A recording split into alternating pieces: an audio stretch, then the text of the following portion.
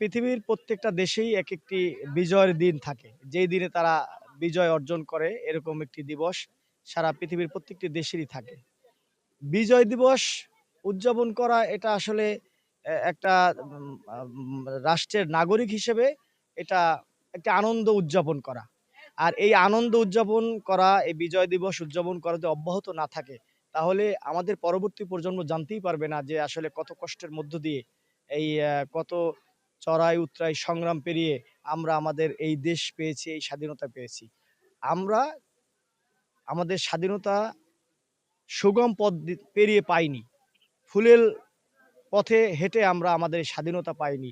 অনেক সংগ্রাম, চড়াই-উতরাই পার করে আমাদের স্বাধীনতা অর্জিত হয়েছে। এটা জানানোর জন্যই, পরবর্তী প্রজন্মকে এই মেসেজটুকু দেওয়ার জন্যই বিজয়ের যে চেতনা সেটি ১৯৪৭, ৫২, ৬৬, ৬৯ এবং ৭১-এ এসে সেটি পূর্ণতা পায়।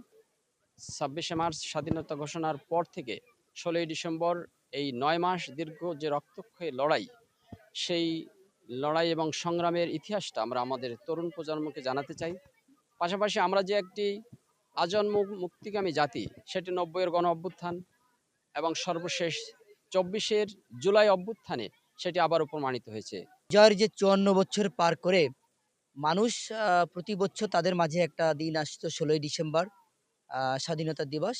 এটাই জানতো। কিন্তু মানুষের মন খুলে যে বিজয়ের আনন্দ বা বিজয়টা উপভোগ করা, এটা মানুষ আমার মনে হয় আমি আমার এই ৪০ বছর বয়সে আমি কখনো এটা নিজে দেখি নাই। কিন্তু এই ২৪ আন্দোলনের পরে এই যে ছাত্র জনতার যে আন্দোলনে নতুন যে আবারও বিজয় মানুষ পেয়েছে, আমরা যে উন্মুক্ত বাতাসে আজকে এই যে শ্রী, শ্রী গোপাল চাঁদ মাধ্যমিক বিদ্যালয়ে আমরা আজকে যে অনুষ্ঠান দেখতেছি, যে সবার ভিতর যে একটা আনন্দ উৎসাহ, কারণ এখানে দলমত নির্বিশেষে আ হিন্দু, মুসলিম সবাই মিলে যে সাংস্কৃতিক অনুষ্ঠান, বিজয় দিবসের অনুষ্ঠান, যেকোনো অনুষ্ঠানে মানুষ অংশগ্রহণ করতেছে এবং সবার ভিতর যে একটা আনন্দ রয়েছে, এটার একমাত্র আমি যেটা মনে করি সেটা হচ্ছে ২৪ আন্দোলন।